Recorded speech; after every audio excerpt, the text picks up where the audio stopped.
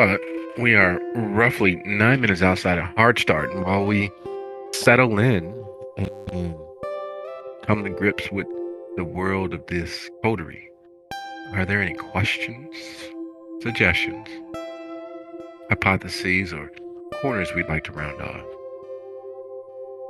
All right, so from my memory, pardon me, I'm a bit fucking delirious right now, but from my memory, we cut off shortly after Theo was rendered invalid. Yes. All right. Okay, so I'm not out of sorts. Nope, he is in position to be a perfectly tasty snack. Sorry, did I say that out loud? Well, Theo is always a perfectly tasty snack, so that you need more information. I believe we were also being visited by a kindred, correct? Which by kindred a do you think Let's you're see. visiting? We're being visited by one and their entourage. I'm trying to remember which specific one. Gotta pull open the good old Miro for this. It's very nice having If a it handy helps, dandy. What?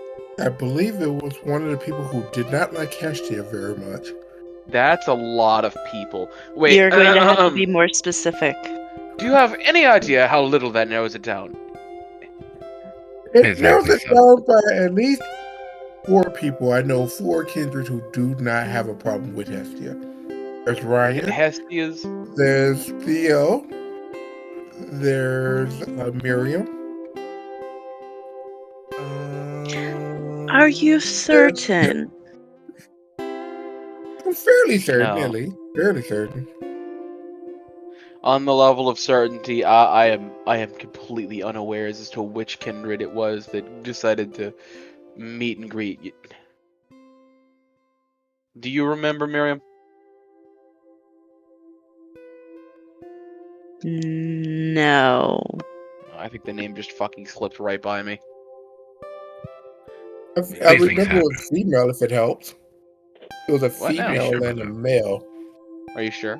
Yeah, it was female and a male. Or a male. I'm pretty sure it was either female or male.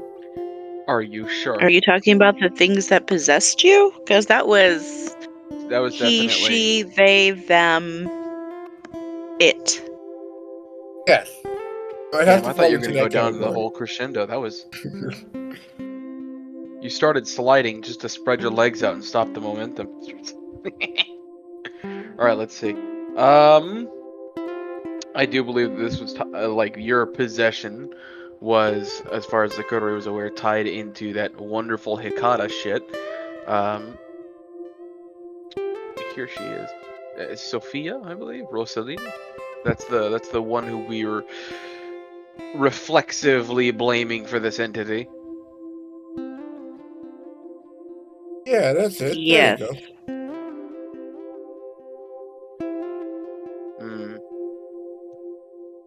Well, okay.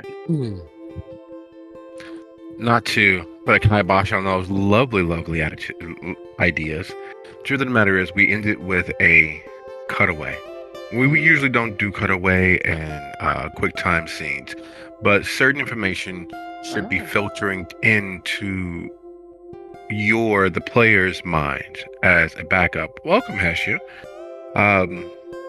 The cutaway ended with Flyboy having a meeting. Is this the meeting that we would have ended up in? It is the product of you not ending up in the meeting you had initially planned on. Oh, son of a bitch. It is the ramification, some of the visible ramifications of what you all could have had the opportunity of interacting with, changing, altering, or otherwise affecting. And you're telling me.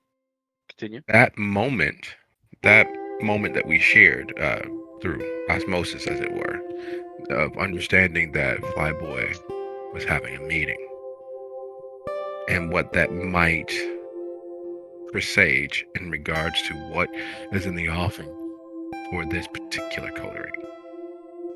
Alright. So, where we actually left the coterie physically, Hestia dealing with a world coming crashing down around her.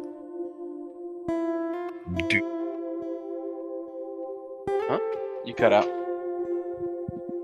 And in action, she was 100% violated, both physically and emotionally. There's nothing quite so human as the feelings of betrayal. There's nothing quite so caustically damaging except for having your faith dashed. Unlike the magician's dashed hope, where you are allowed to build this fantasy of disbelief and belief, and they fight it out as the turn happens. That's not the case in real life. There's no magician helping you to delude yourself. There are just expectations and the lack of them being met. Trust given and trust taken. In the reality of these characters in this world of preternatural, eternal darkness, trust, hope, all of those bright, shiny, higher callings are exceedingly rare. And in this moment, it is hard for the coterie together and individually to not feel as if they failed, to not feel as if the world itself tilted. There's, in this moment where we left these characters, there was a before and an after.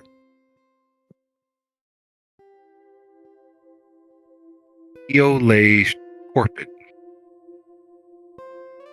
in one of the rooms of Hestia's sanctum sanctorum, one of the fallback places to which she had relied on being her last place of refuge. Miriam pressed firmly against her blankets, and having seen mementos of the unhidden heart of Hestia, is that in every situation there is in fact a choice. You can't control what happens afterwards, but you can control choice. And in her existence and in her time with this coterie, she has always been presented with that same choice. What will you do to protect those who spend time in your presence? She initially came to the coterie for protection. At the start of the War of the Baham, at the start of the blood hunt against each and every member of the Bahari, the grandmother, Erzuli being run from the city, several members being disappeared and otherwise destroyed.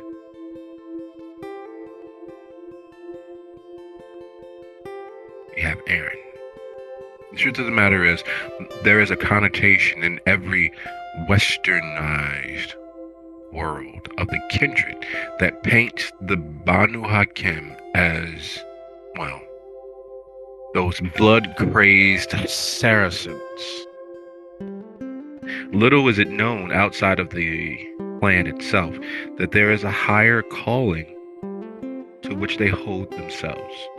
They are okay with the entirety of the world believing that they are mad barbarians from without.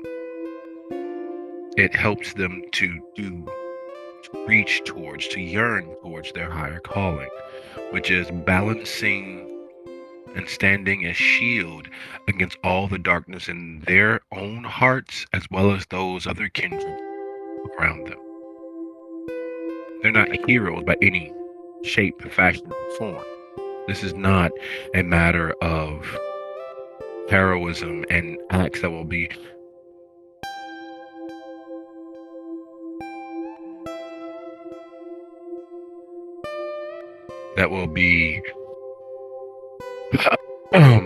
spoken of for eons afterwards. In fact, what they do oftentimes requires no small amount of darkness. to shield them, so that what they do can continue unabated, unaltered, unstood against, unvanquished. What they do is oftentimes, in fact, quite violent and very decisive.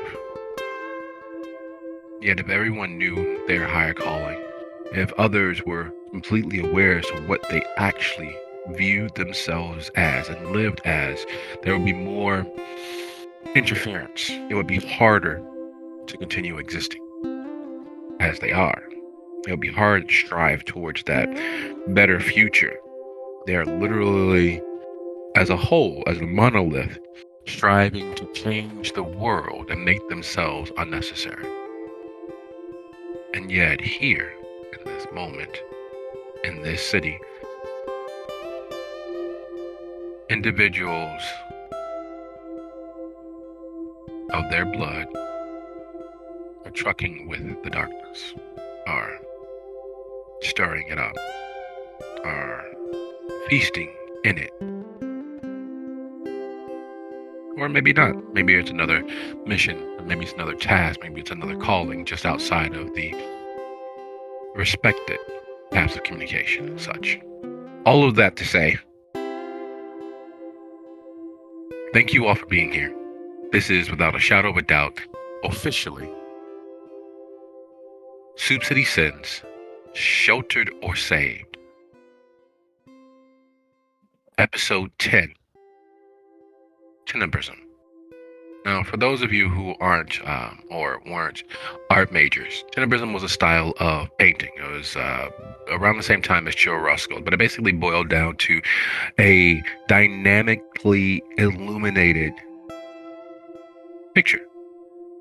One of sharp contrast of bright whites and gleaming surfaces amidst a almost perfectly balanced amount of high contrast dark shadows, whether that was umber or black itself or ebony or whatever shade the darkness might take. It was in stark, highly illuminated contrast to the light. It was magical when persons first gaze upon all of that dynamic motion and the seeming of foreboding. Tenebrism was redefining as to what art was. It was not the first nor the last time where pundits of all sorts, critics of all stripe, were challenged in their definition as to what art was. And that's where we pick up this particular coder.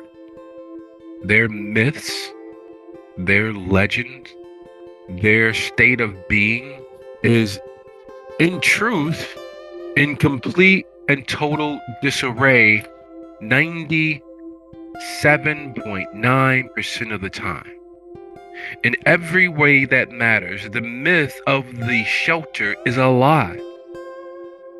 And in the exact same breath, the insanity of their existence is so much more than their myths and the lies and the hopes that have been placed upon their shoulders.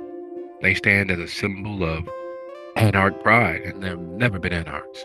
They stand as a sign to the power and strength of the young kindred. And for the most part, they are not, in fact, new embraced. They are not children or fledglings. They stand as an example of, I stand all I can stand no more, being willing to do whatever it takes. And then the truth of the matter is, more times than not, they have failed to reach the goals they've set for themselves. And yet, still, all of their adventures, all of their moments, all of those lifetimes of pain they heap on themselves and the world around them is incalculably improbable. The things that they have survived, the things that they have outlived, outlasted, outfought, is in fact the stuff of legends. It is unbelievable. It is definingly magical.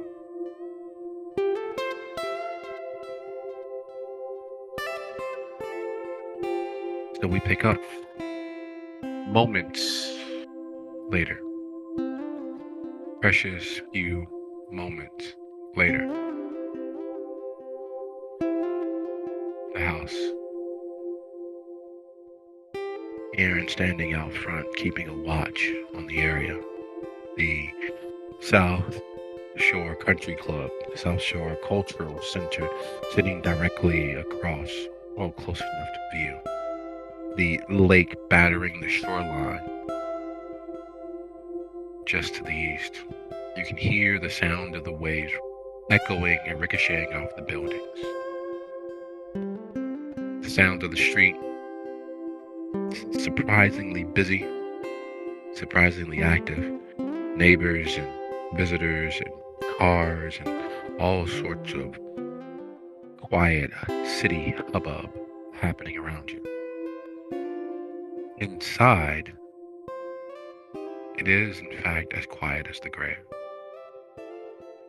And further yet, inside the space of forever in Neo's mind, it is the antithesis quiet. The voices rage, the beast prognosticates, the other many spirits, souls, shards of souls, and pieces of idea abound. So without much further ado, and diving right to the point of it all, what do?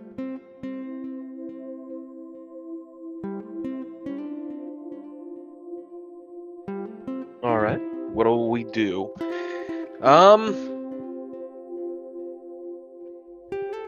Kind of looks at his watch, measures the amount of time that he's been sitting out here, the amount of time that he's given Miriam to get Hestia back into a semblance of functionality, and just... Alright, well, I guess that'll have to do. Walks inside and goes to find out whether or not Hestia is gonna be a useful element tonight.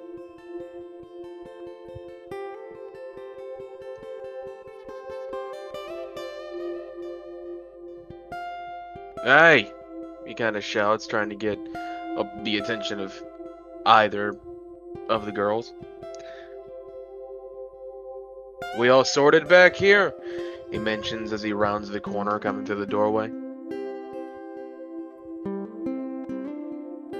Miriam will just look up and kind of give a half shrug with the shoulder that Hestia isn't on.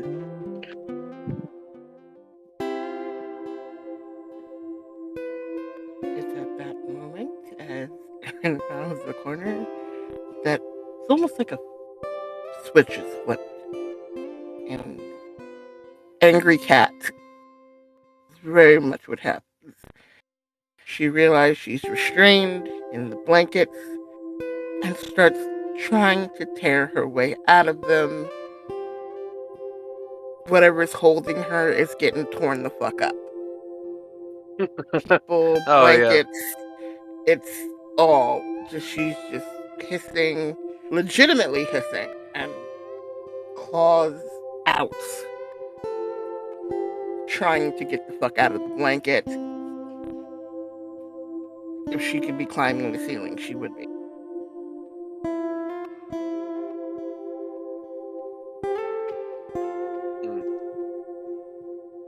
Well, then Miriam will to extricate Hestia from the blanket so that it doesn't get torn up.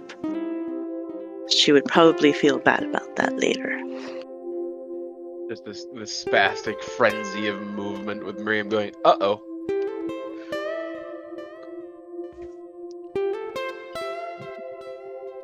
Okay,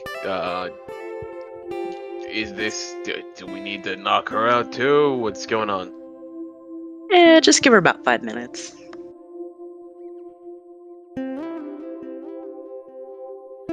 He kind of leans up against the doorway. Once she is unbound and unfettered. Again, weird how her brain works, but as quickly as that spasticness came on, it fades again, and she's standing there like she's composed herself. Oh, that's not weird at all. You've honestly got to see what it's like whenever I try to move and feel restrained in any way, shape, or form. I go from 0 to 100. But please continue. Wow. If anything I learned tonight, it's who the fuck I can count on to do what I fucking ask. Shit. He was going to... Did you see him ripping my throat out? He was trying kind to of kill hard me. to not see it. Like, legitimately end me. Yeah, he was a little bit stronger than we thought. How the fuck did that happen? Fuck if I know. You're the witchy woman. I mean, there are at least 2 spirits in there that I can think of that are pissed directly at you. Okay, Yeah. so you've got names. Yeah. But how the fuck did he get past 2 of you? Well, I tried holding him back, that didn't work, so I tried gunning him down. Worked a little That better. Okay, I think I can remember gunshots. Thank you. Your favorite pokey stabby worked wonders. Yeah, after everything was done and said. He kind That's of my runs point. his You hand should through his not hair. have been able to get a hold of me. I was saving both his life and then I was saving my life by saving his life, and neither of those things have been accomplished, save for me standing here right now. You Yeah, can't I'm not start exactly over. thrilled. He is taking a nap right now. Oh god, I wish it was a nap. We're just gonna call it a nap. He's in a little timeout, Not a until nap. someone wakes him up. They are fucking plotting, and they are taking him over. That's what the fuck's probably happening right now. They are going to take turns puppeting his body, like fucking Pinocchio. Okay, Speaking of what's happening elsewhere, Theo, would you be so kind as go ahead and roll your resolve plus wits, please? Resolving wits? Yes. Ooh. Yeah. That ain't good. Is hunger gonna be kind of used against us? No, it's not, because your hunger is effectively 5. Okay.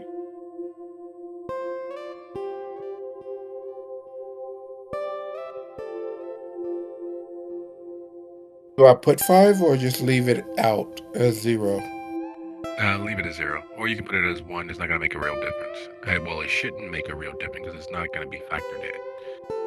It's your number of successes that is actually the question. Okay.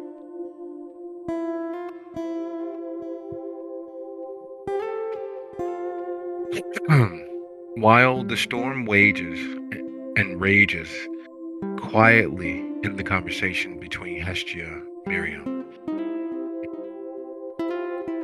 inside your space, inside the infinite, unending space of Theo's mind, his imagination, what he sees, and all of that vast emptiness, that darkness, there's an understanding in the wild that you don't have to be faster than the bear, you just have to be faster than the person next to you.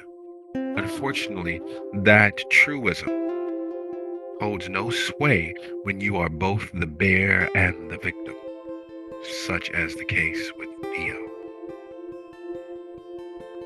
He touched superficially and lightly on his moments, his saving graces, his worst places and faces of his memory.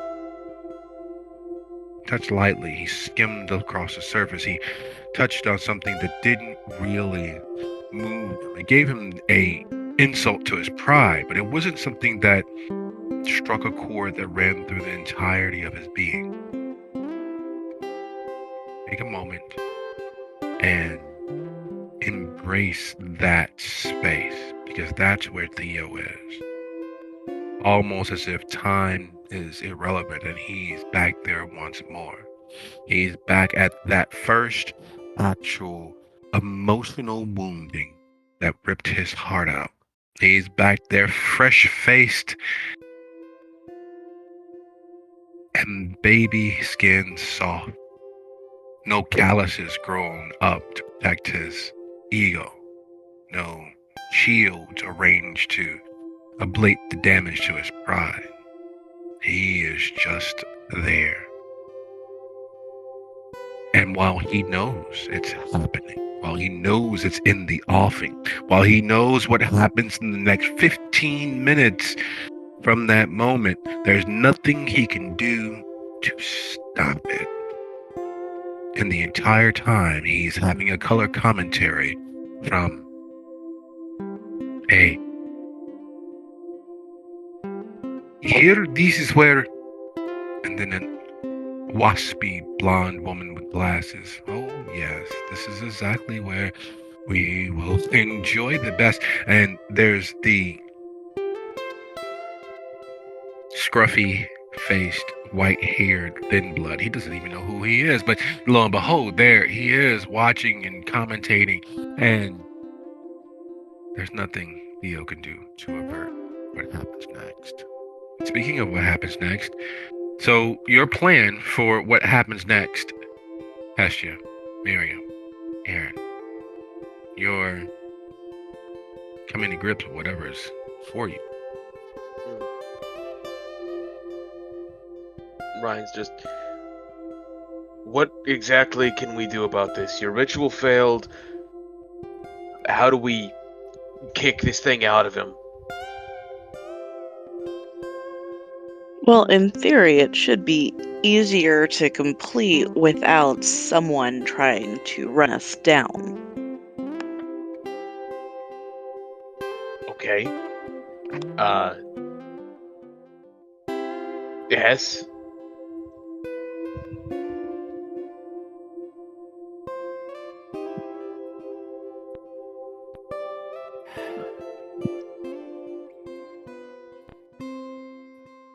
I guess I could try again tonight. It has to be done. I thought that was a one-off situation. The problem with that is, well, granted, I still have enough iron to start over, but I need to be able to be in the same space with him and lock him in the circle with me, because I don't know what I'm locking out. And the problem with me being anywhere near him right fucking now is my sense of survival is going to say fuck you to that. Because he tried to kill me. And we don't want to do that again. Gotcha. Well, he's pretty fucking incapacitated right now, so I think the only thing he's gonna be trying to kill is dust bunnies for the foreseeable future.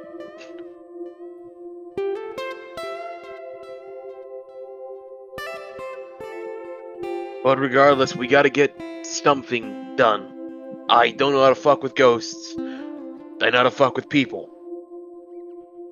I mean, to be fair, ghosts mostly just fuck with you. Good to know. I'll write that down.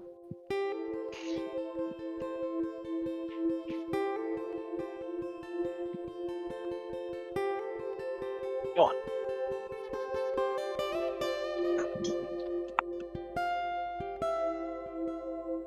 So, I know I can take you to where I stashed him. I guess we can get this show on the road again.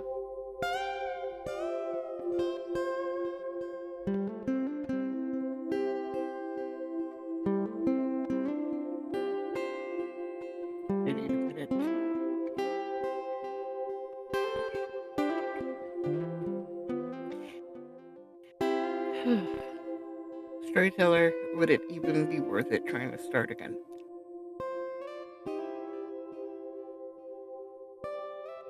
Unfortunately, that is a personal decision. That is in Hesja's present state, with the understanding of all that's come before, whether she would see it as tenable, whether she would see the potential upsides in doing so. Because it's a lot. Let's just call it what it is.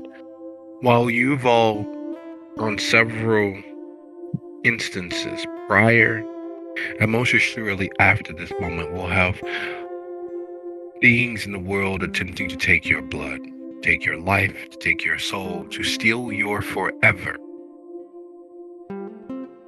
We normally have an opportunity, a respite between moments, in between instances, when that is at its fevered pitch.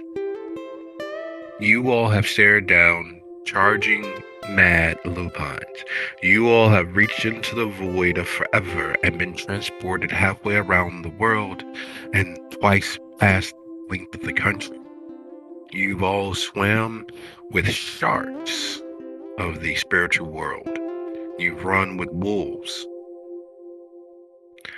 And through it all, you've done so without taking stock of your own senses of self.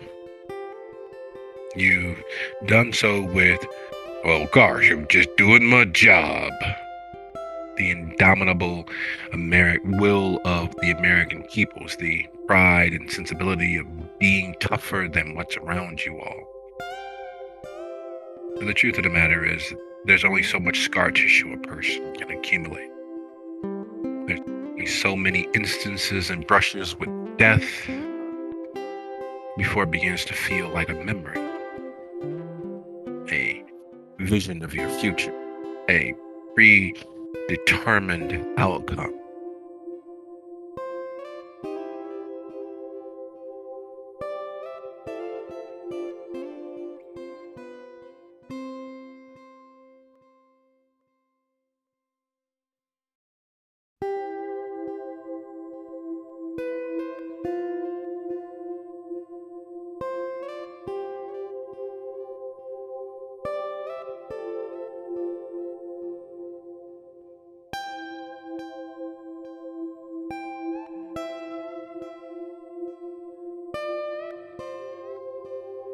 He kind of just leans off the doorway and starts turning towards the hallway.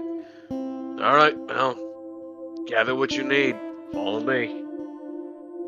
Unless you want me to drag him in here. I don't give a shit either way.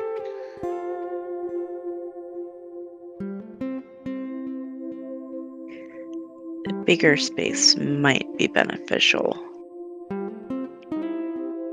Alright. Set your shit up. I'll be back.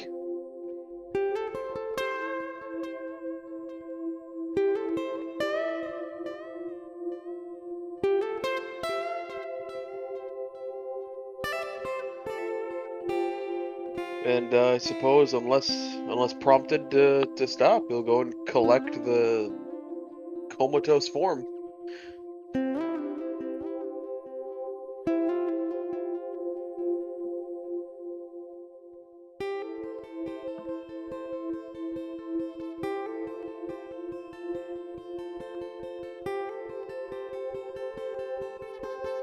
It's funny the way things work. Theo, how do you feel being lifted and swaddled like a babe?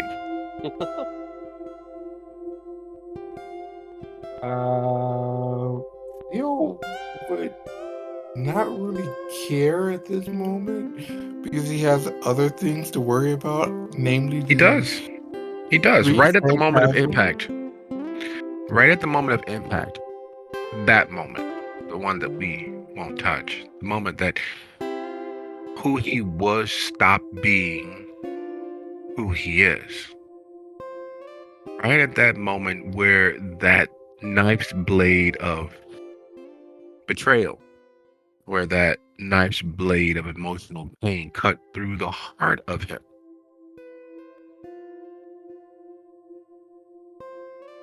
He is in Hestia's home.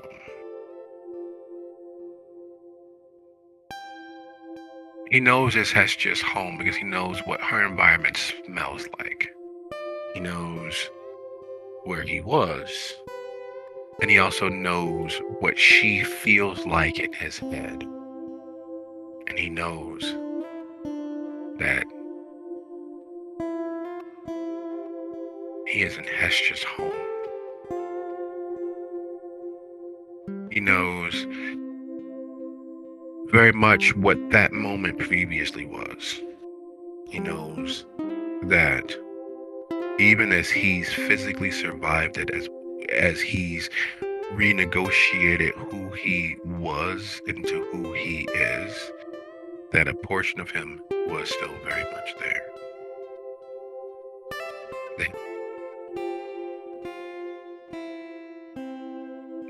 Knows that Aaron isn't very careful with him in the moment. Weak enough that a gang of 3 kittens could probably give him a fight.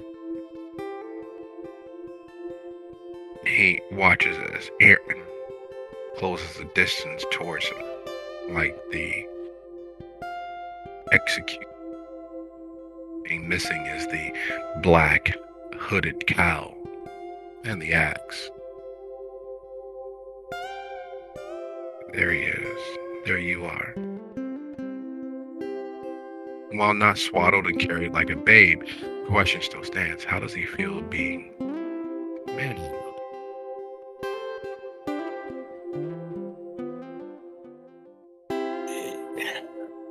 On the one hand, he'd be somewhat conflicted because on the one hand, he would not want to be manhandled by anyone.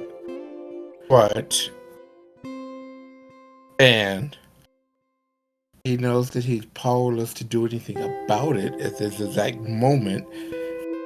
There's a high probability that he might be about to be murdered by his coterie because of the sins that just happened. Because of these entities work their way into his confidence, and in a way, he kind of feels like he deserves it. So he, as much as he understands that it could be the end, and that he does deserve it because these entities actually try to have him kill Hestia, he still don't want to be manhandled, nor does he actually want to be murdered. So he's sort of conflicted about it, but at this juncture, he's thinking that either A, he wants to get rid of these before he becomes an addition to their little gang. So that's kind of what he's focusing his energy on right now. Whereas as you grab Theo, and his eyes move and track as you approach, what's going on with you?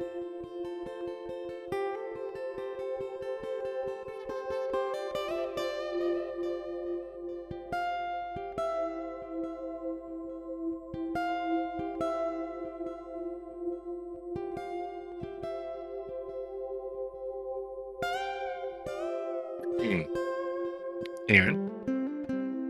Yep.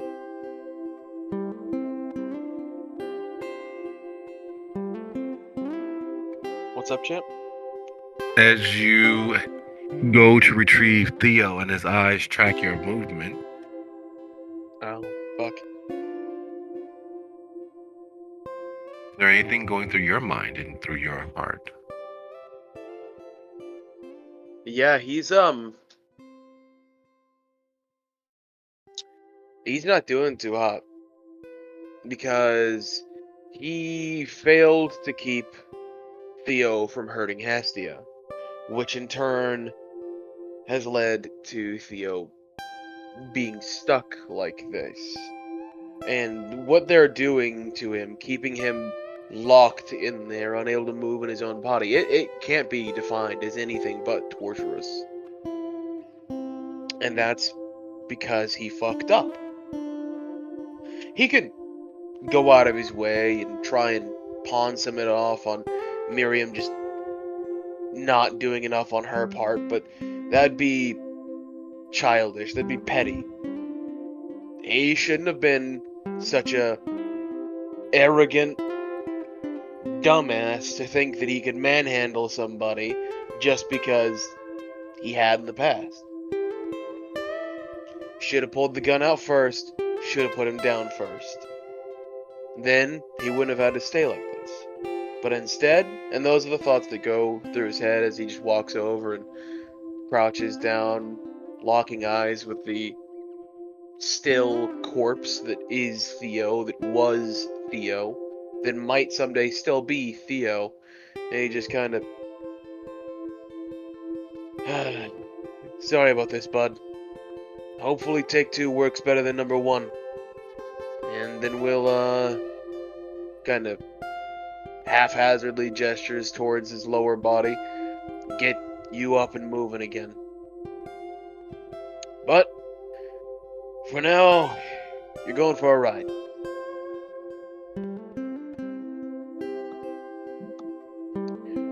And he picks him up and begins walking him back.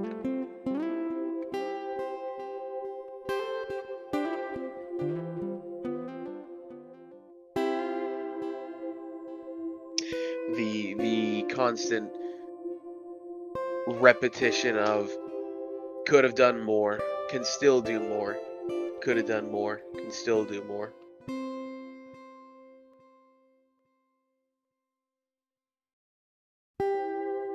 Okay.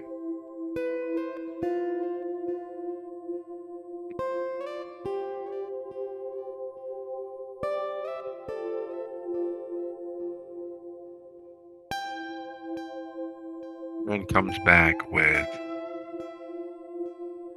Theo in his arms. As Hestia, once again, in the presence of her coterie, which Miriam knows has been held, if not as an example of a family, close enough to her heart to be able to best twist that blade. For the second time in their presence, Hestia has been beaten within an inch of her immortality. For the second time, Hestia has been staked out as the sacrificial lamb to lure the tiger out. Seeing Aaron walk back with Theo, understanding those moments that she's witnessed, where does that place her?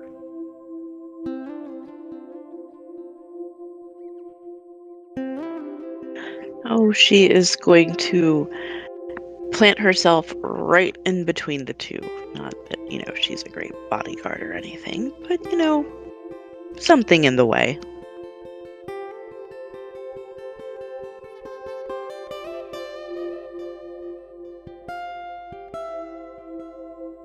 In carrying Theo back, Aaron, is there any precautions, any measures you take? Because you saw him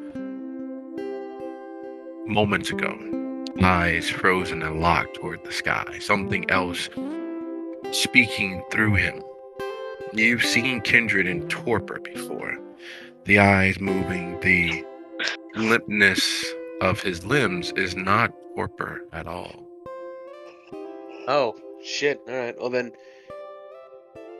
Hestia, would it be reasonable to assume that you have some kind of shackling or rope within this building?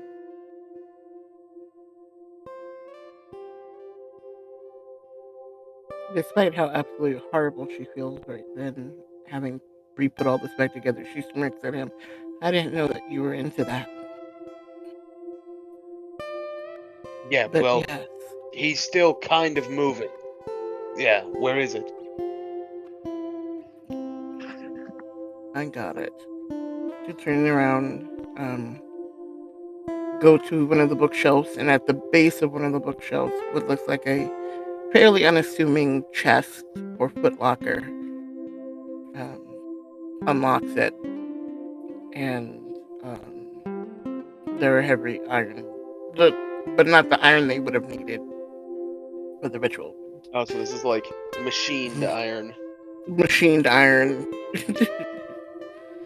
shackles, and they're pretty heavy, so it's definitely made for a kindred to lift.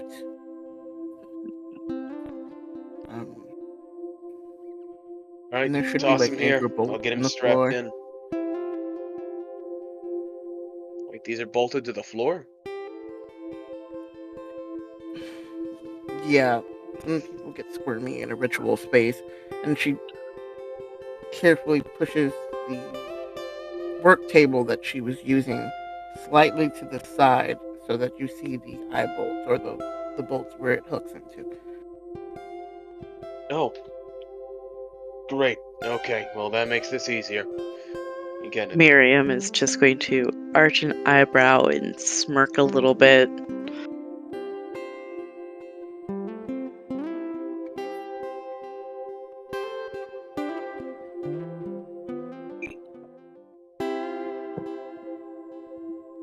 I mean, you gotta hold them still when you're flaying skin off their bodies delicately, so don't give me that. Oh, of course. Playing skin. We'll go with that.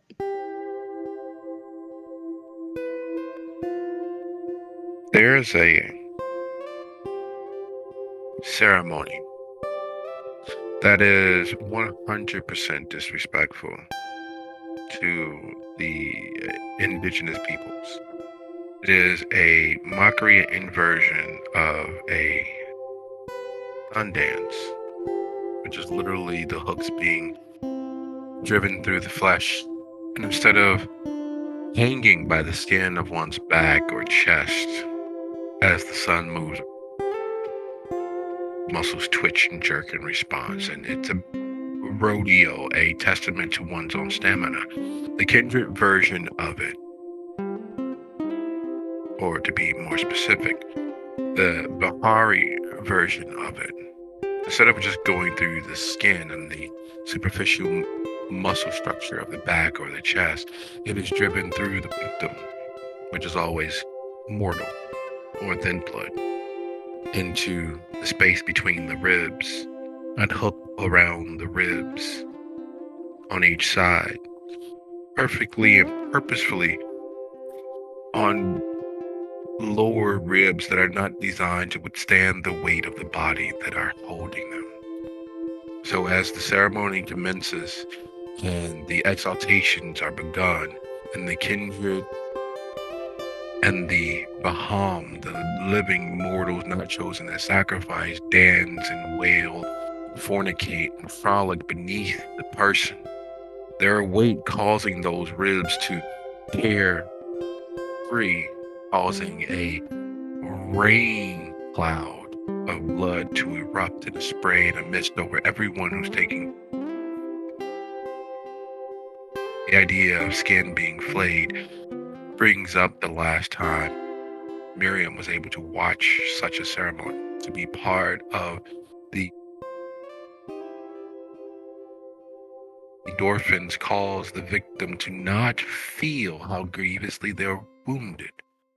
As the ramp up in endorphins and adrenaline and all of those happy fun time chemicals, as well as some that are not created by the human body, are shared with all of the revelers.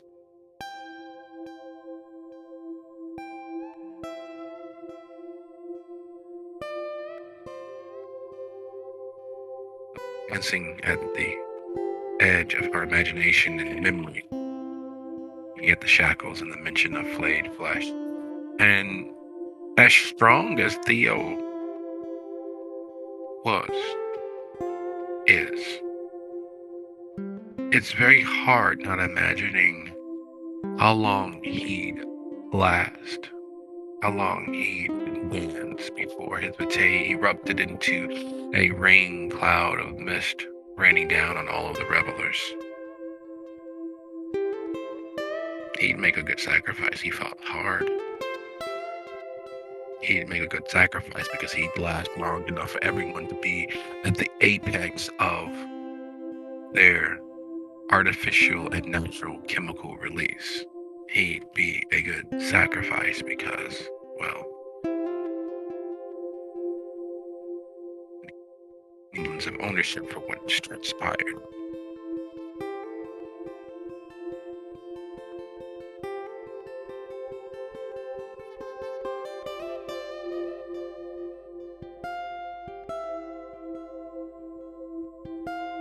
Speaking of what's transpired, Theo, sitting there in the chair, watching the kindred move and mill about you, and Hestia hold the chains as thick as your forearms and begin moving towards you.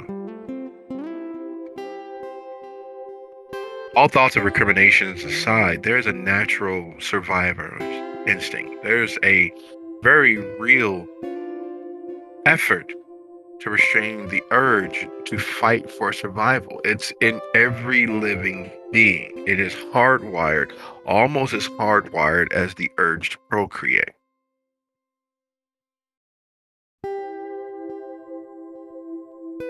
Does he resist?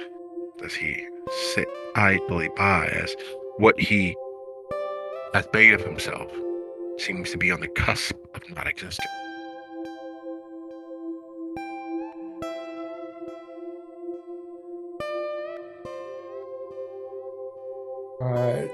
Storyteller, from his vantage point, is there a way that he could get past Hestia and out the window or door or any form of egress to get free of the situation if he could get past her? If that is his intention, you may certainly try. Okay. That means there's theoretically a way to do it. And that is what he does. He's going to marshal what blood that he has, which more than likely is going to put him into a frenzy. Use that last willpower that he has to save off the frenzy to get out the window, and then once he gets out the window, he's going to use Unseen Passage to disappear and get away. Alright, these are all your plans. Yes.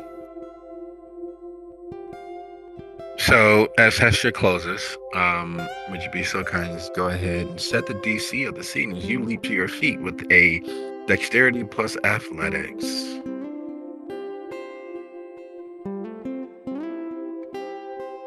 All right. Storyteller, I unfortunately want to make it clear.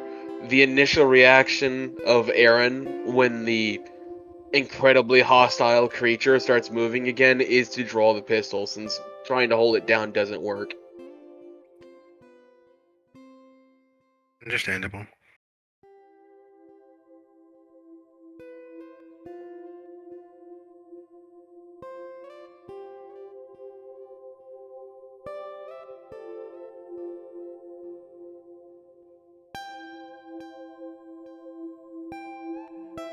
As Theo leaps to his feet,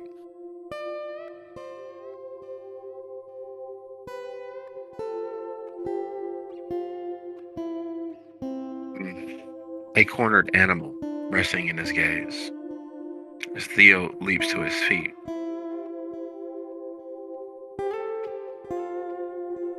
gritting in silence.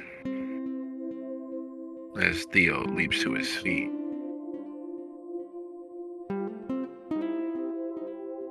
still trapped in his own mind and bent on suicide by kindred.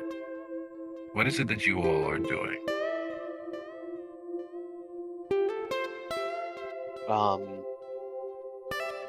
Ryan just seeing him jump up when Hestia gets close. You know, I've already stated what Ryan's like initial like, oh my god, what the fuck is he doing? He's going after her again.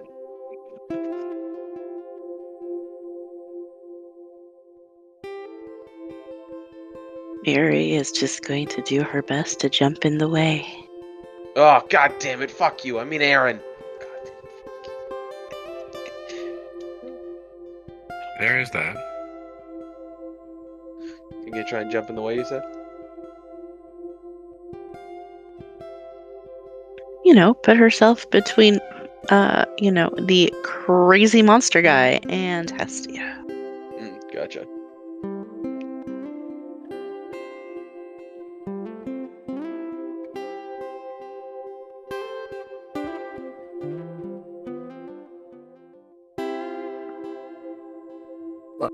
I think just seeing him moving after him supposed to be down would completely knock the wind out of any confidence she had, and the chains would go scattering across the floor as she backs up as far as she can get from him.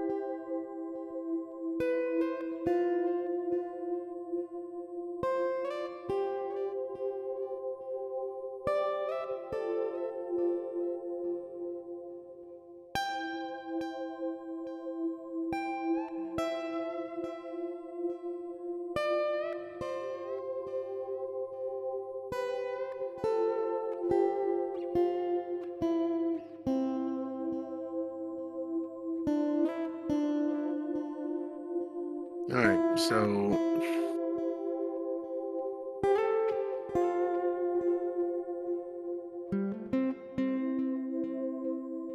there's a lot of things going on. There's entire telenovelas, great American novels, trilogies of movies happening between eye blinks.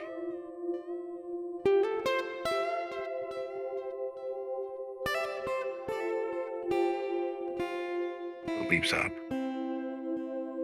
And the trigger will more than likely be decompressed as Hestia staggers back, as Miriam taking up the positions. I have but one question as we near 19 after the hour. Does anyone actually say anything? Yeah. Just a hurried shout of, just get back down on the ground, man! As he's drawing a bead, just that singular, quick demand, because I imagine this is all happening very fast, and not much in the way of long drawn out dialogue is going on. No. It isn't.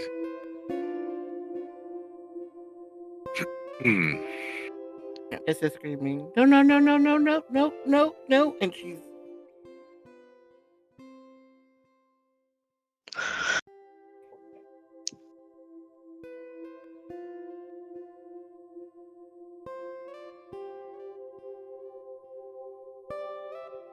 Miriam isn't really going to say anything, just kind of brace herself. That being the case, Theo is going to focus more on trying to evade Hestia and Miriam trying to beeline for the window. So he's going to, if need be, do a one-step jump cut to kind of get past them and out the window. No idea what a jump cut is. it's a juke move. But understood. That being the case, with the DC already set, Miriam, you're attempting to stop him. Would you be so kind to go ahead and roll your strength plus brawl? Nice little body tackle. And while you attempt to do as such, Aaron, would you be so kind as to go ahead and roll your shooting from the hip, your dexterity plus firearms? Alrighty. Your DC, of course, is 2 or higher. Miriam, your DC, of course, is hitting the 3 or higher to tie.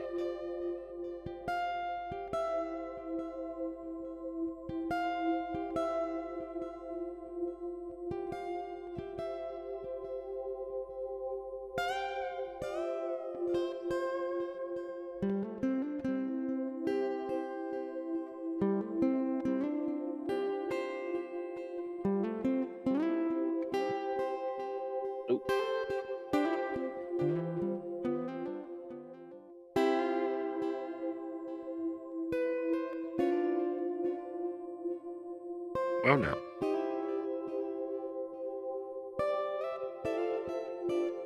So, as Miriam lunges forward to wrap and hold still to keep Theo from crossing the distance and nearing Hestia, the attempted juke maneuver is far too successful. It's hard for that inner person to not smile at the idea of a success. It's hard to not take pride in doing something effectively. And all of that is short-lived as his feet go from underneath him, the momentum carrying him into the near wall and bookcase as Aaron drops the hammer, figuratively and literally, as the gun explodes, filling the space again with the sound of gunfire.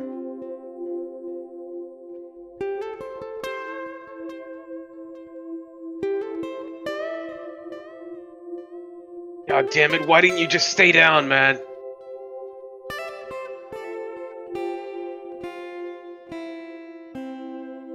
Unlike the previous instance, there's not an immediate beginning to his flesh being mended. Unlike the previous instance, there is not a pithy retort nor a snarling, gaping maw of madness determined to rend Hestia from this world. He stares angrily at you as Hestia has backed herself into a corner, looking at him there, bleeding. As Miriam, not more than 2.5, 3 feet from him, watches.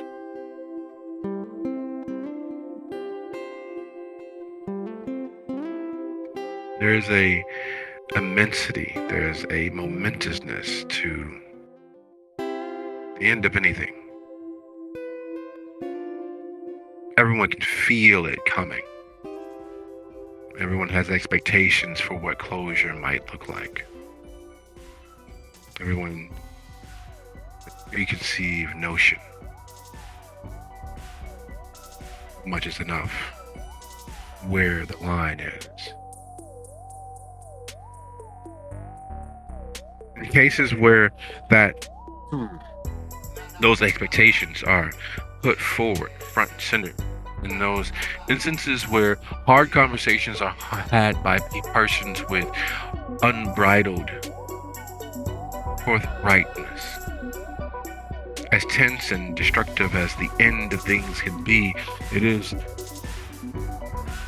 understood to simply be changed. Something comes next, whatever it was, whatever it is. It's where there isn't that exchange, in the instance where there isn't that trust, in the instance where there isn't that parity, communication, the end of things is catastrophic, collective. It excoriates and changes the face of the world.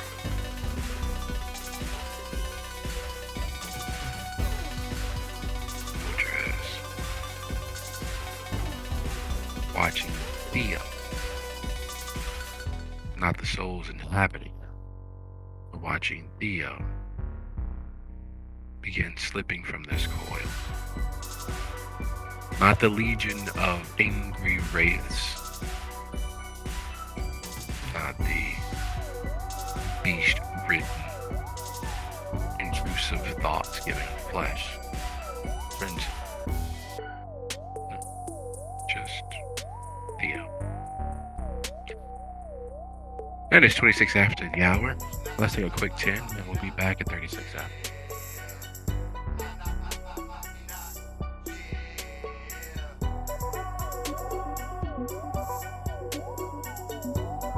Ahoy, ahoy. Hey, hey. Whew. Everybody back? Yeah. Yep. Nope, I'm not back yet. In theory. Theories are good things. They cause us to question, find the through line, and find the hypothesis, the guiding star of our being is when it comes to the solving our own curiosity. I like theories. Fortunately, eventually comes a point when you have to prove it and disprove it for theories to become fact. And as you all watch the crumpled, grievous gaping wound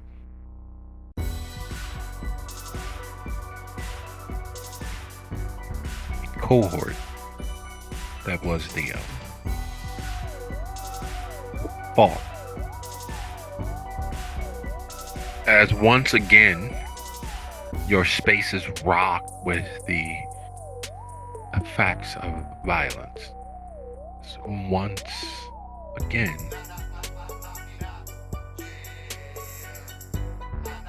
good form, Theo, though there's a difference between the two instances. So close together, they might as well be one singular moment, frozen, that you repeat again and again and again. Unlike previously, the wounds, the lacerations, the abrasions, the damage does not mend. Unlike previously, there's no malicious glee dancing just there beneath the surface of it. Unlike previously, the body isn't malleable. The limbs don't fall and move with ease. When the body hits and lands, it is in fact just like with every kindred you've all known that has fallen into torpor, locked in its position, in its flail. The mouth locked in a pain grimace, the eyes focused on the window just past Hestia, the legs locked in the position of fleeing from this place, freeing from this moment.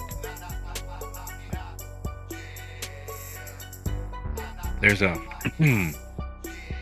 social zeitgeist of a moment going around that is always summed up with, if you know, you know.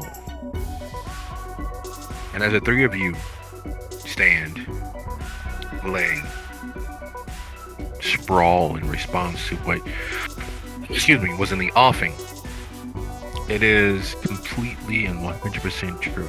If you know, you know. And sadly for each of you, you know.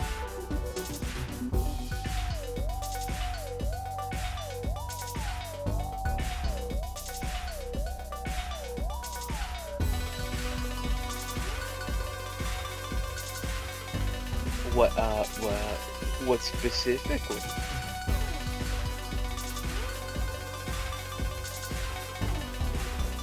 Unlike the curiosity of moments prior, unlike the strange, not quite there spaces that you all inhabited moments before,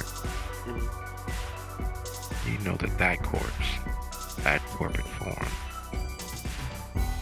is Theo. Is Aaron just kind of, God Damn it! Why didn't he say anything? He kind of rushes over to the now static form of the prior assumed torpid kindred.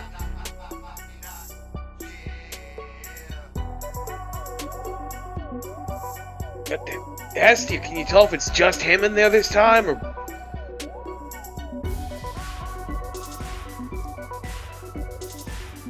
Would I be able to tell that it's just him in there this time?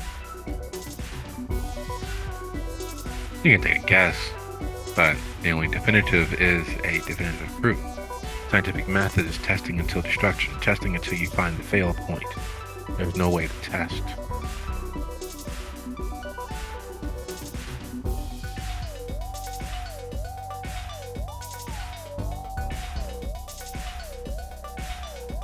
Kind of just tracks where his eyes are looking to. There's no absolute guarantee that it's just him, but you've done enough damage to either kill him entirely or push them out because they're safer out than in. I'm all right? Well, then guessing. let's get this fucking guessing what? Guessing it's the second one. I'm hoping it's the second one. I don't want him to be dead for real. Well, he's pretty stiff. I don't know. We'll figure out in a moment. Just get your ritual done.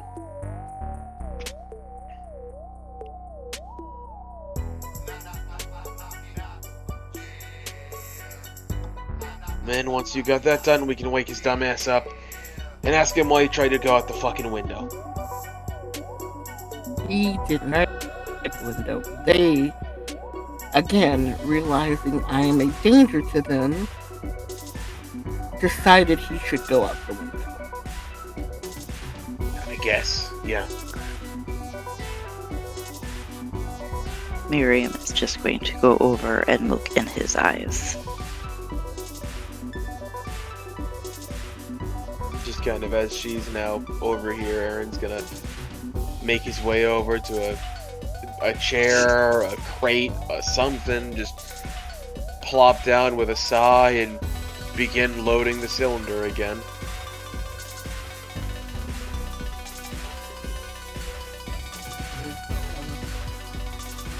I'm pretty irritated with all of this, but she's going to do as asked and attempt to start again.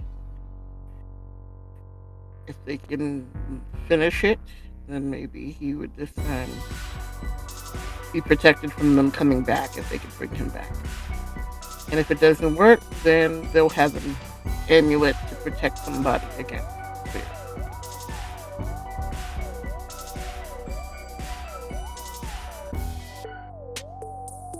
There's no crossing for most beings, for most things, crossing wards. It's a efficient way of protecting and keeping in or keeping out various things, various persons from secure areas. Especially being as very few individuals outside of the mirror themselves can even see wards, let alone be able to affect them or know how to. Each ward has a skeleton key of sorts. Each ward has the strength of the warlock responsible for them inherent. They just need time and effort to enact. And you all have more than enough time, unfettered, unbothered, unmolested, to ensure its completion. And then Hestia concentrates and sings or chants, or how she summons her magic, how she taps into the fabric of the other and finishes the ritual. What is it that Aaron and Miriam are doing? I think, let's see.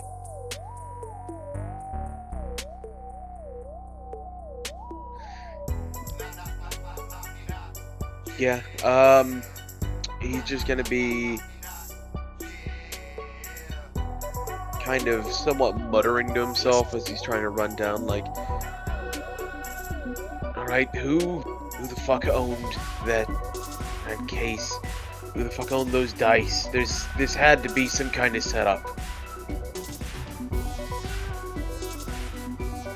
Well, not necessarily a setup. Happy accidents.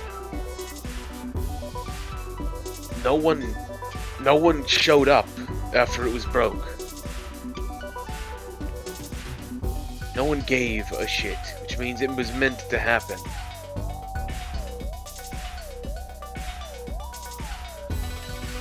Now, I would guess those fucking ghost whisperers, but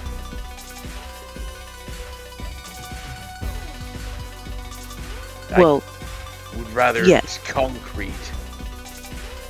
Judging by who was in him, I have a fairly good guess of who owned the dice previously. Alright, name. Again, happy accident. Knowing her, they were left to spy. Alright, that's cool. Who's her? Someone who's very difficult to get to. You see, he just kind of tucks the pistol back into its holster. I don't like that.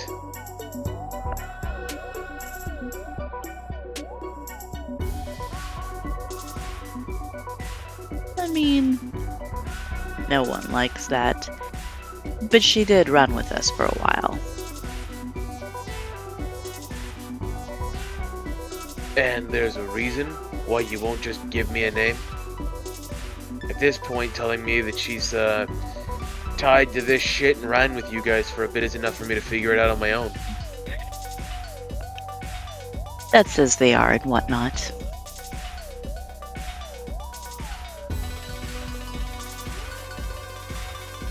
I'm sorry, I must have had my ears still ringing.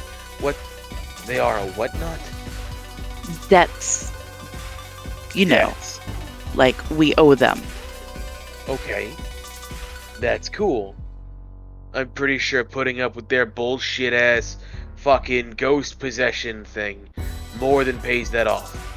As it nearly killed Hestia.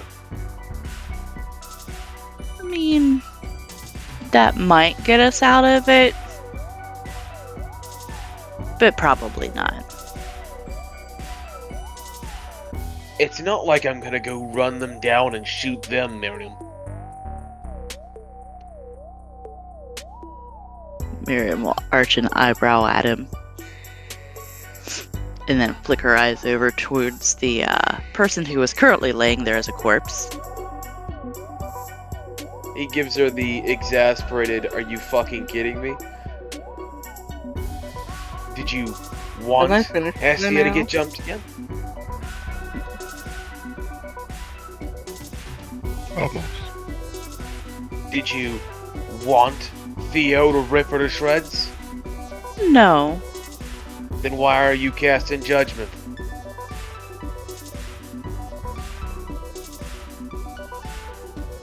Not a bad. That is fucking hilarious. But I'm not gonna get into theology tonight. Point is, and you should definitely be able to figure it out from this.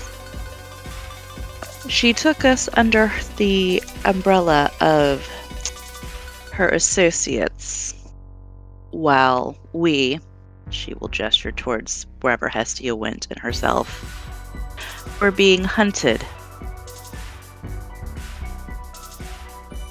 Having finished the ritual and holding glass heart that's now turned a shade of black, she hears the end part of that conversation. Sophia Rossi, the pater of There we Chicago. There we fucking go. I don't get doing all the math for me and then just leaving it at the it's so. All right, so this wasn't malicious then. I don't think so, no. I She think was they were literally spying. left at the Elysium to spy.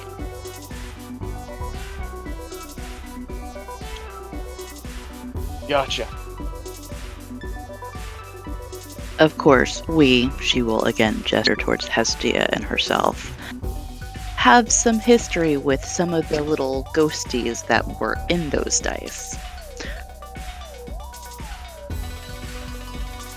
Well, I don't speaking of know. those dice, where the hell are they? They're safe. And then she goes to Theo's body very carefully, like you can see how scared she is, and holds out the heart and puts it in Aaron's hand. It doesn't. It's inert now. I don't have to be the one to place it. You put it on him. I have to be.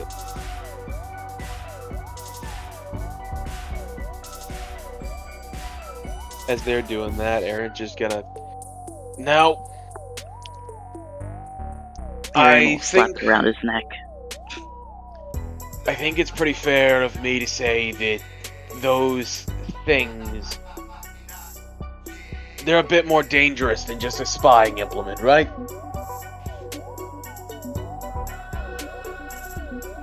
I mean, Hestia told you about the gremlins, right? Yeah. Well, I, honest to God, don't think that, and I don't think you'll be able to convince me that everything that went down tonight was some unfortunate, unhappy coincidence. Accidents don't happen when weapons are in play. And ghosts are weapons. That's what Hakata do. They use ghosts for slave labor, secrets, assassins, if they can. It's normal to them. They hold souls and use them.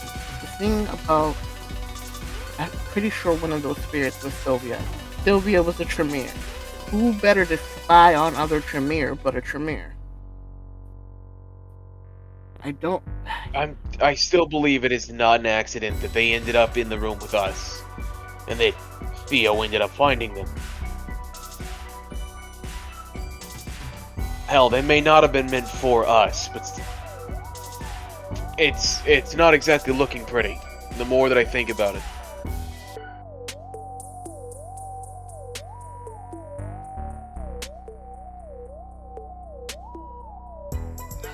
Regardless of how it looks, again, she will gesture towards Hestia and herself, again, owe her our lives. That's cool. Then who, with access to that, he gestures towards Theo, but meaning the dice, wants to hurt you?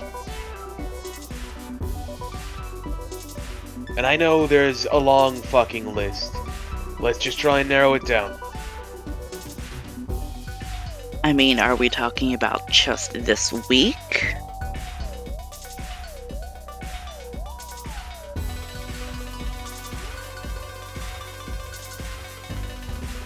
Astia, does your...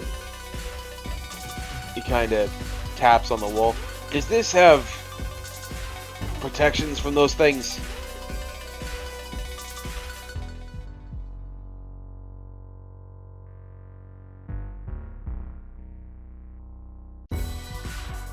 From spying and all that, you know, the ghosts? Might seem like a dumb question to you, but I gotta make sure. This is a pile of shit to me.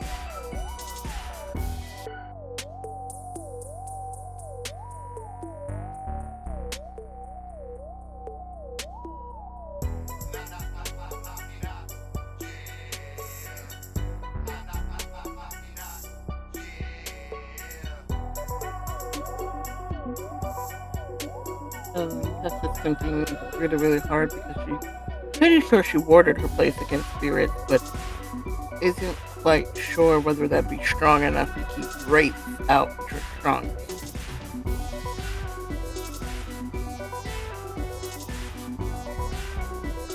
She wore the haven, ordered the shelter, the building itself.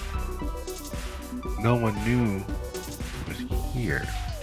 Setting up a ward here would have been splitting her energies and her attentions, and going back and forth, building the material and building the wards would have alerted others that she was here.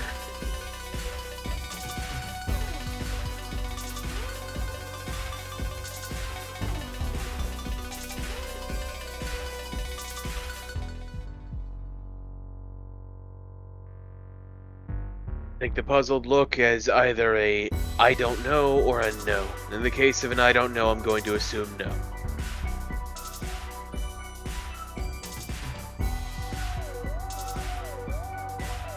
No, I wouldn't have been able to Miriam, stretch myself back then. Problem is, Miriam, I had to ward the haven, the shelter, not here because I Yeah. tended to not spend much time here, so it would have been a waste of resources for me to Gotcha. ward. Miriam's going to finish slipping the necklace onto Theo and just watch him very intently. Mostly his eyes.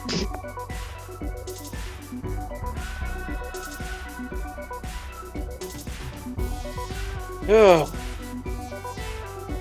Well, if that's done with, next step's to wake the bastard up.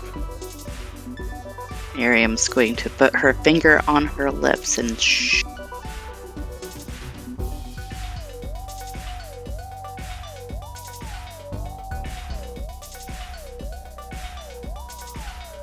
Kind of standing up from the whatever that he had been using as his chair for that moment.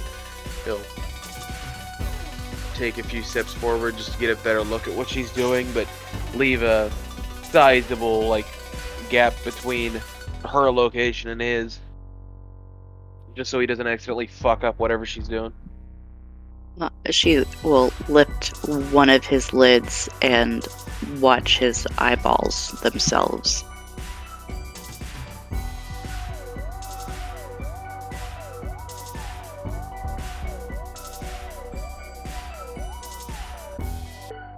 I'm assuming no movement, Nobu? No movement at all. Alright.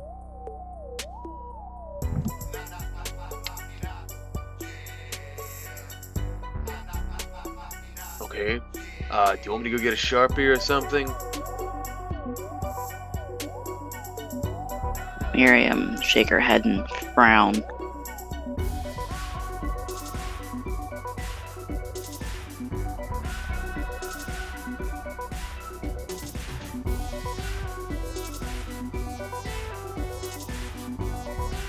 Okay. Then, unless you've got something to say about it, let's just wake him up.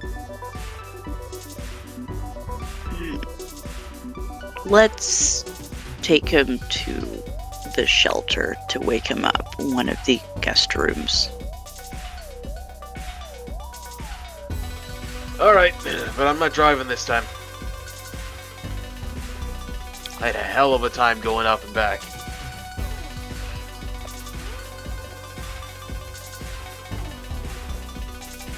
That's not the biggest problem.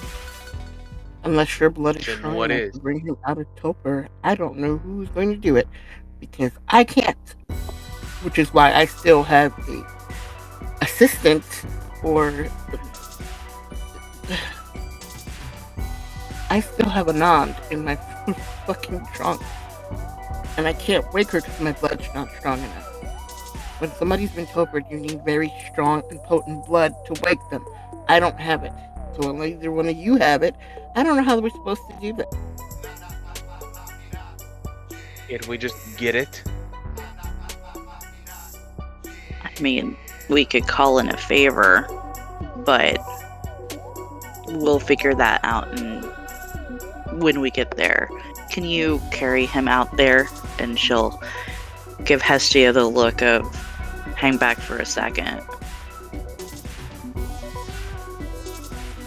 Sure, fine. But don't take too long.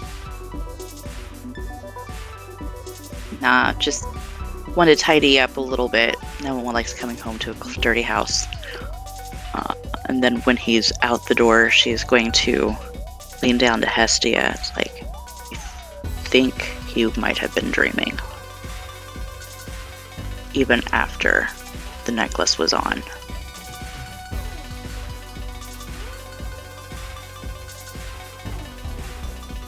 Dreaming? Dreaming, remember? Right, but remember when I was dreaming?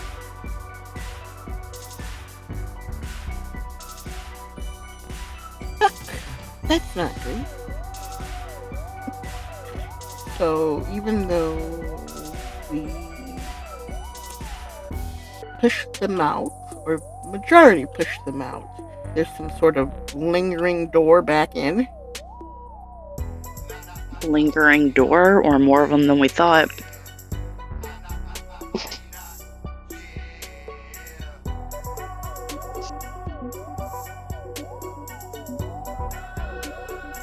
Problems, they'd have to be really, really, really fucking strong to get past the necklace. So we got rid of the lesser ones, and they're still.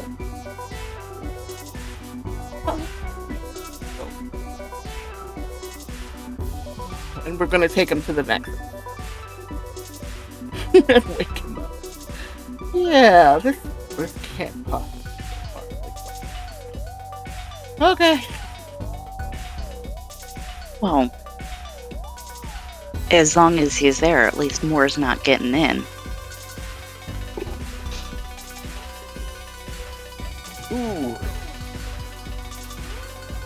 Did you forget what Force Apulus could do, and that was only half of him? It wasn't even his whole self on the side of the veil. And he could do some pretty fucked up shit.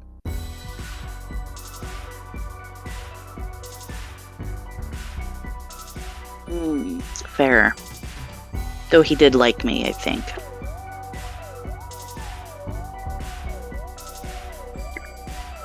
But anyway. Even just... it's still more secure than stashing him somewhere else. Slap him in the morgue. Yes, I don't know. Okay, storyteller, do I know whether if I take the dice with me, that's a good idea or a bad idea?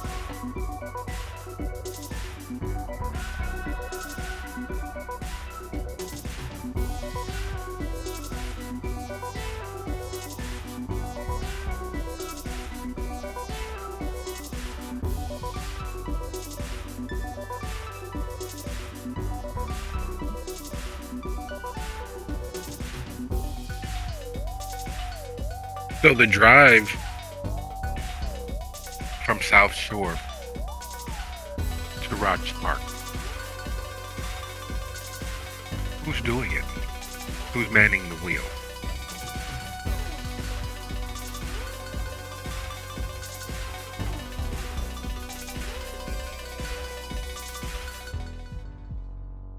I guess if Aaron's not driving, I guess Miriam is.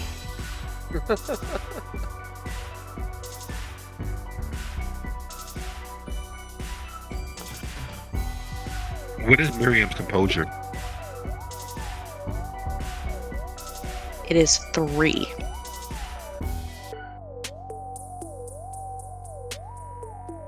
So she's pushed right up to the limit. She's literally stretched as thin as she can be and hold on to internal consistency. Not simply because of the mad, marauding spirits from beyond, but because of the traffic. It is very much just past the witching hour. It is very much the ass end of day. There shouldn't be this many assholes on the road clogging up and causing congestion. There shouldn't be this many Chicagoans out on the roads, causing near bumper to bumper, snail-like crawling along Lakeshore Drive as you near Navy Pier.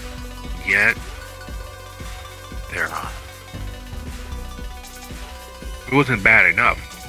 With the left-hand merge from Lower Wacker, Lower Michigan up onto Lakeshore Drive just past Navy Pier. It's the idiots who don't realize that past Navy Pier you can't get off Lakeshore Drive until you're damn near to North Street Beach. Yet, and still, there are people merging left to right and right to left looking for an exit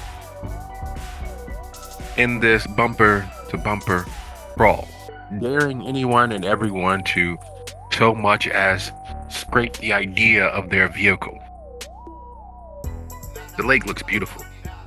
The skyline to your left and behind you looks absolutely outstanding, especially being as you have forever and a day to take pictures and stare wistfully at the roiling inland ocean that is Lake Michigan.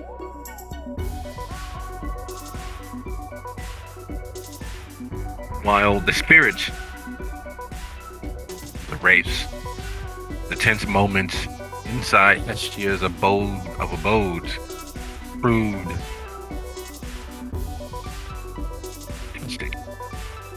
and it wasn't until dealing with the everyday Joe Schmo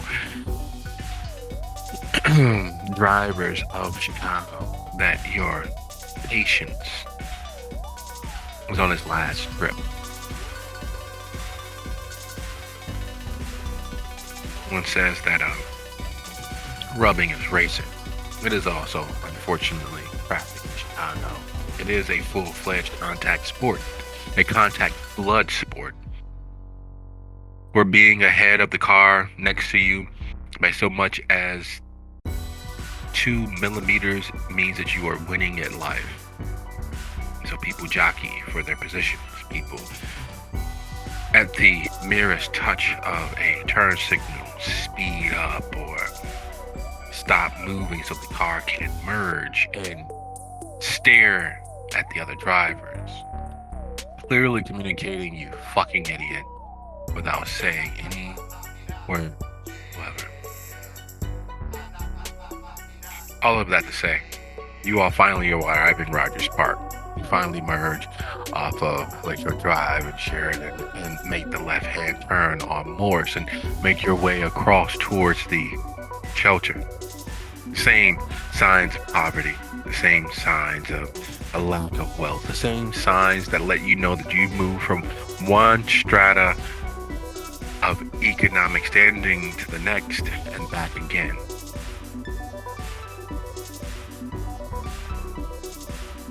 Started as a city that greedily absorbed every village and town within its radius, its ever growing radius.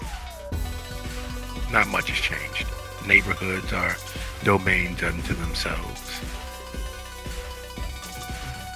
And it's funny, as you all make your way across.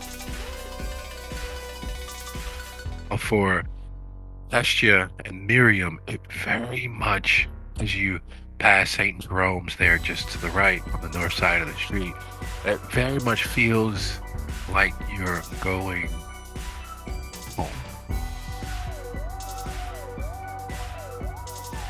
You all can feel the draw of the true north that is the shelter, the heady spiritual weight. Geez, abounding, magnifying, and swirling through the air around it. It feels like home.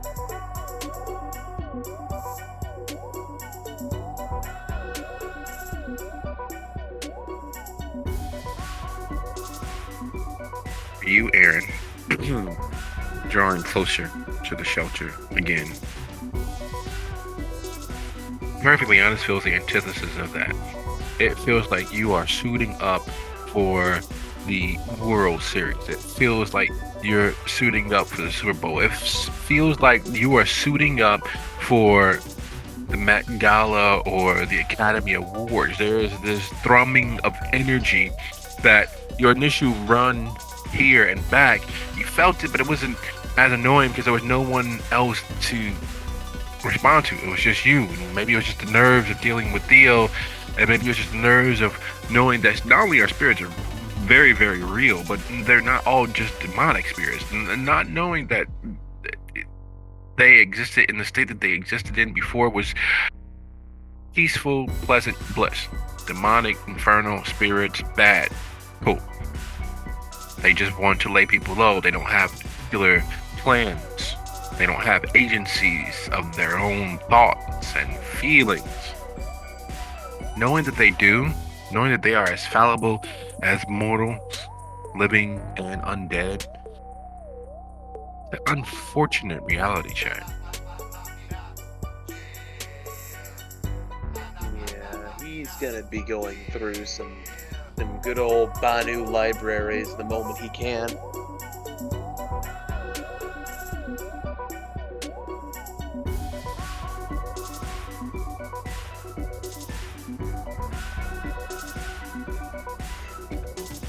Here's the question. As you all near the shelter, do you both moving into the parking garage and entering from that upper floor, or do you drive nearly around the block to that hidden ramp that leads down into the darkness? Oh, we have two bodies. We're going the hidden route.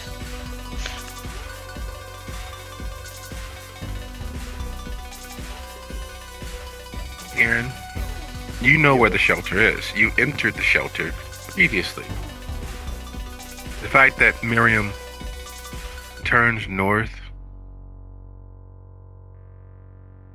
at the westernmost corner of the property that houses the shelter raises questions. The fact that she turns left across a empty, couch-strewn, debris-filled, vacant lot raises more questions. She turns slightly right down the alley, separating the property into two, technically three, but raises additional questions. And as she merges left across a dumpster-filled, fenced-in, broken, rusted-out, wired space, past a few bushes, and descending into the mouth of hell, which you didn't know was here, raises other questions.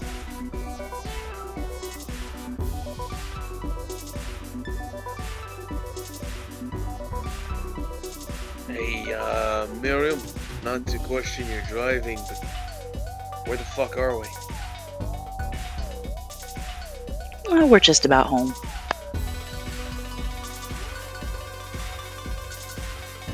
He kind of looks out the window at the surroundings that don't look anything like what he was prepared for, and just, okay. What Aaron would see now is that as Miriam goes forward, they literally go into a tunnel. They're driving into a dark tunnel. She hasn't bothered to kind of keep the lights going back here because she wants to keep this part of it hidden.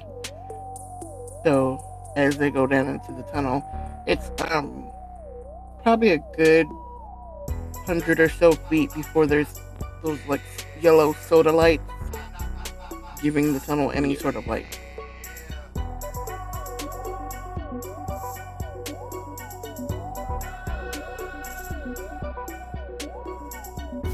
So, don't take it wrong when I ask this, but did y'all build some kind of crazy fucking fallout shelter under here? I wouldn't call it a fallout shelter. Not all of it, no. Used to be a hospital. Is this one of them speakeasy routes? No, used to be a hospital. This is the morgue entrance. They would bring the cars down this way, pick up the bodies, and take them out this way. Oh, okay, that explains that.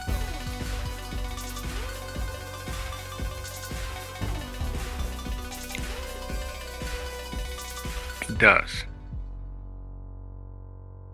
And it very well doesn't. Because there's the intellectual grasping of what that is. And the explanation is 100% accurate and 100% honest.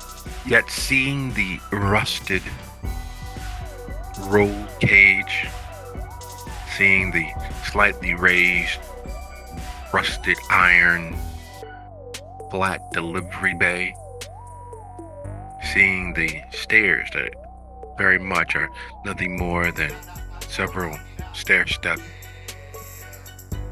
handmade, quilted ironed steps leading up to the delivery portion.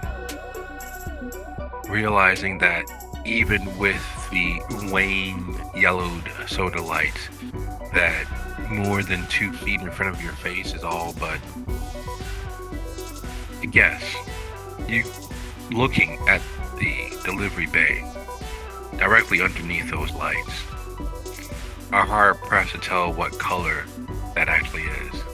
You see rust and you immediately start to see brown and you see it as warm, but you know in your heart of hearts that you're missing some key information. Everything looks dark. It's as close to the mines and what it must have been like during the 30s, 40s, and 50s when miners actually were a respected trade. It feels as if you should have a hard time breathing. It feels as if you should be several stories beneath the earth. The concrete, at least you hope it's concrete and not just carved in rock around you, feels moist when you look at it. You know that it's there, but you can't quite make out the details of it. The car lights, autoed on, do nothing more than remind you as to how dark this space is.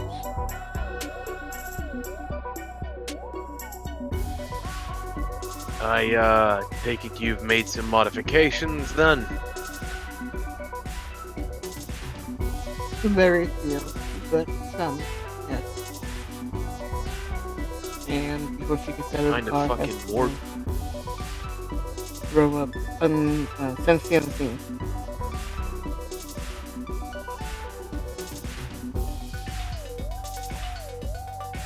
Okay, nicely done. That's a good choice. Just for giggles and feces, would you be so kind to go ahead and roll your wits plus awareness?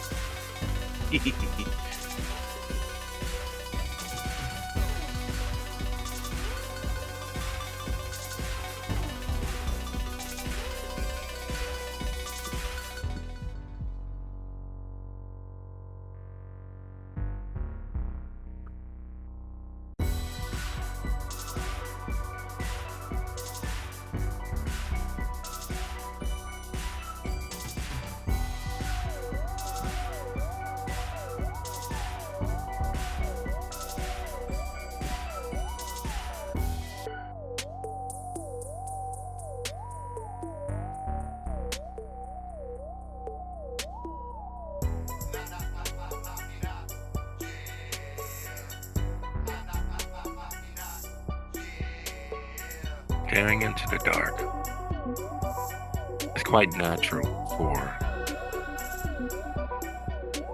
visual confirmation to be what most assume is what it's like with sense the unseen, with the eyes gone, dead, looking very much as if you've been buried for anywhere from a week to a year. The eyes all grayed out and the blood vessels hardened and dried with age.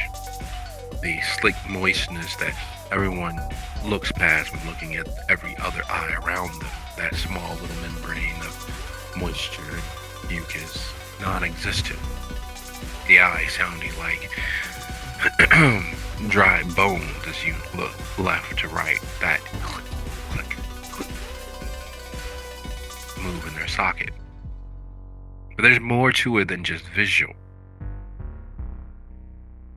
There's the scent, wane and mildewed.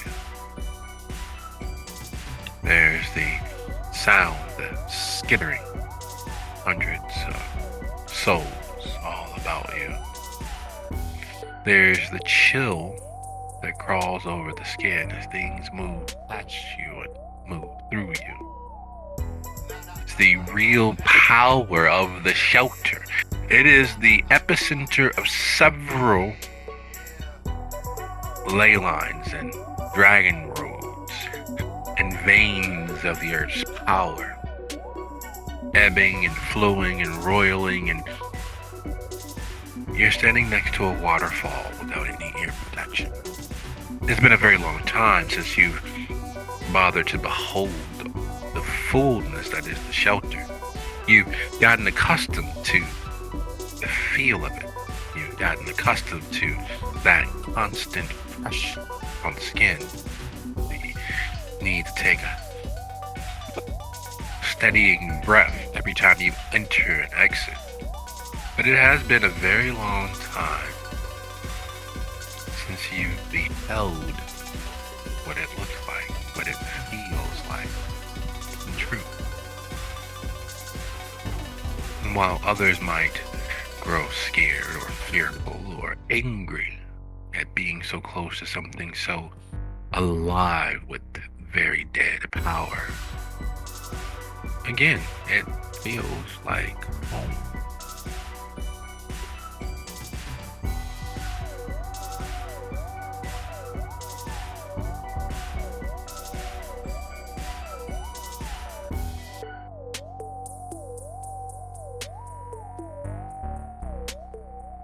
I kind of nod.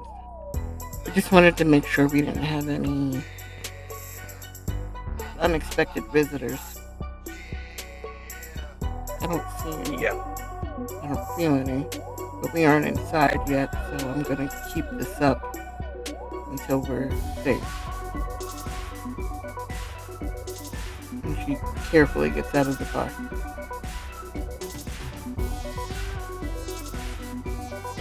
You want me to bring one or both of them?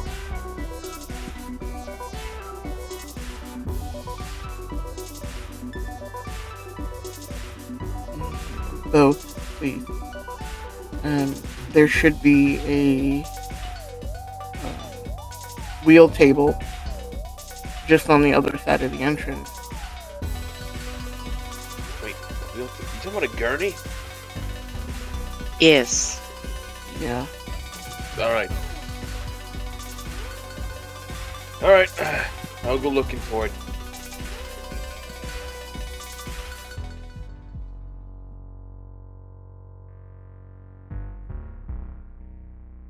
And I guess he heads off to start rolling bodies in, like some kind of very improperly dressed coroner.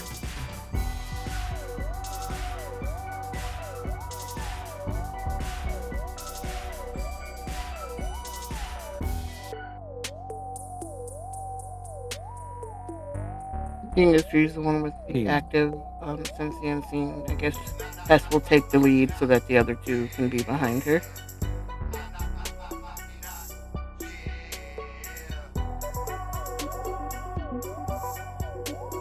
Works for me. Sounds like a plan.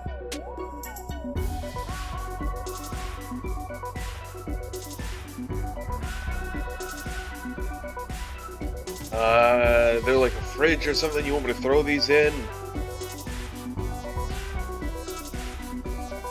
I mean, you said this is a morgue entrance. Do they have that, cold storage locker still up?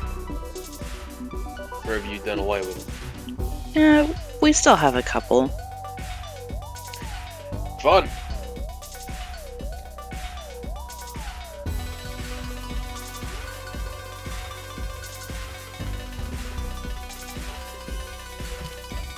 What's Hestia's favorite color?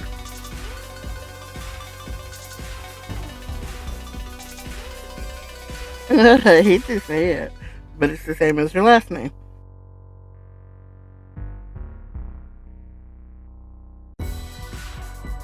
Ink?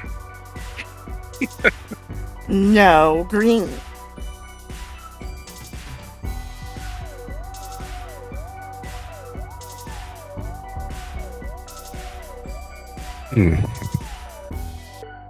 That is so very interesting.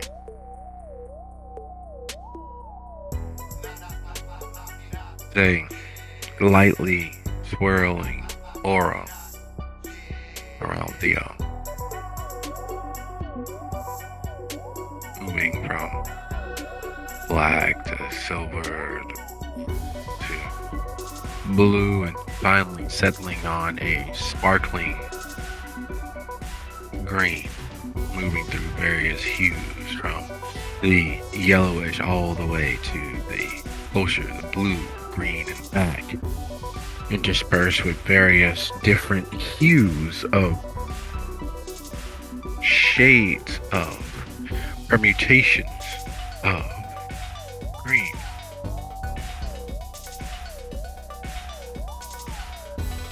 And you're sure that that's impossible? Not that bright, not that kaleidoscopic, not that vibrantly bouncing and bounding. Not with Kindred. Shouldn't be possible. Think towards Miriam. Miriam, what's on your mind presently? Watching Aaron act very much as your own lurch and taking in the bodies.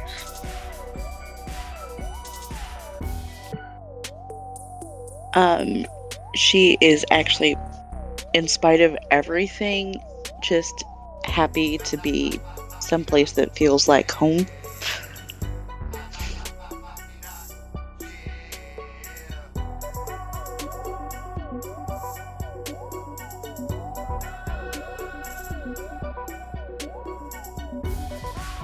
A deep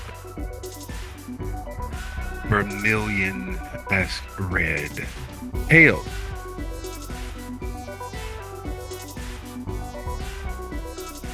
is what seems to be washing over Miriam. Aaron, you're being honest in the moment. What is Aaron actually feeling?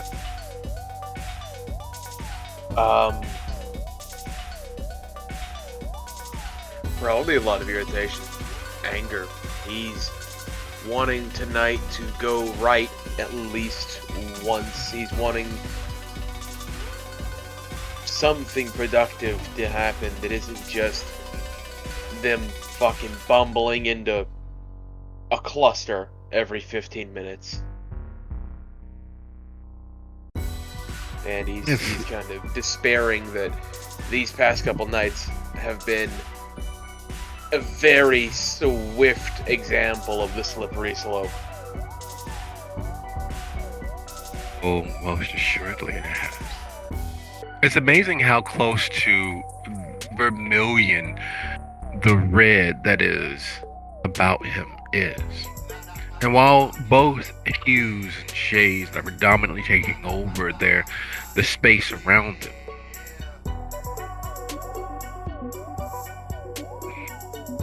are bright enough, they're also exceedingly and extraordinarily pale, unlike what you glimpsed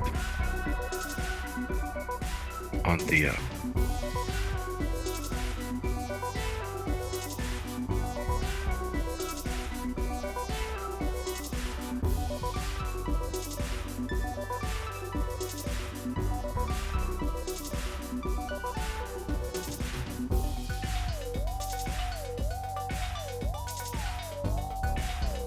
Oh, it's a weird thing to say, but he shouldn't be that pigmented.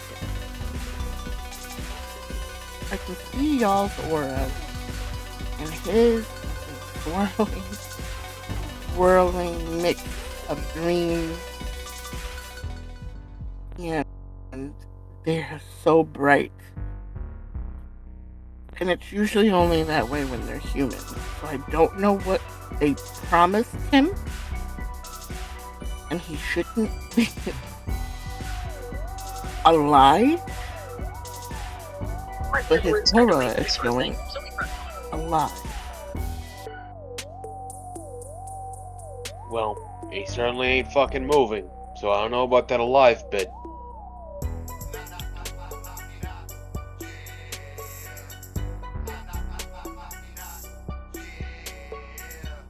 Did we ever tell you about the time Lucio Yeah, went to the sun?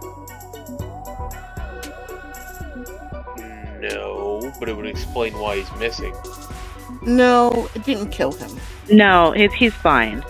But Miriam has a look on her face that you probably can't see because it's dark, but she's just like, oh, fuck. Hess flips the lights on for the morgue, by the way. What, you guys have experienced just suddenly losing the blood? No, it's involved. But if he's dreaming, he's either dreaming of when he was alive or one of them was alive. Dreaming?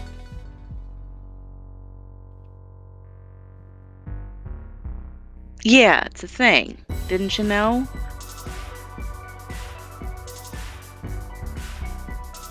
I've not. No, I've not dreamt in a long, long time. I mean, to be fair, you have to be possessed to do it, but it's fine.